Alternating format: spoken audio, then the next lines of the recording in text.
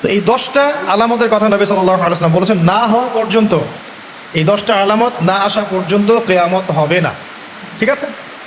আচ্ছা, আসেন বলি। প্রথমে কি? দাজ্জাল, তারপরে ইয়াজুজ আর মাজুজ, 3 নাম্বার ঈসা ইবনে মারইয়ামের প্রত্যাবর্তন, 4 নাম্বার দাব্বাতুল আরদ, জমিন থেকে প্রাণী বের হয়ে কথা বলবে মানুষের সাথে। ঠিক আছে? 5 নাম্বার কি বললাম? ধোঁয়া, দুখান। ঠিক আছে? 6, 7, 8 3টা ভূমিকম্প, পূর্ব দিকে একটা, পশ্চিমে একটা, পৃথিবীর মাঝখানে একটা। 9 নাম্বার ইয়েমেন নাম শুনেছেন? ওই যে যেখানে সৌদিরা বোম মারছে আর কি, ইয়েমেনের বাচ্চাদেরকে বোম মেরে হত্যা করছে না, জানেন না খবর?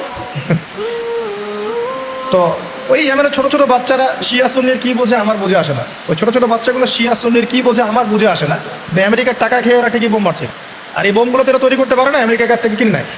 তো ওই ইয়েমেন থেকে আগুন বের হবে, সেই আগুন মানুষকে হাসরের মাঠের দিকে তাড়িয়ে নিয়ে আসবে, এবং 10 যেটা বললাম, সূর্য উঠবে পশ্চিম দিক থেকে, তখন তওবার দরজা বন্ধ হয়ে যাবে।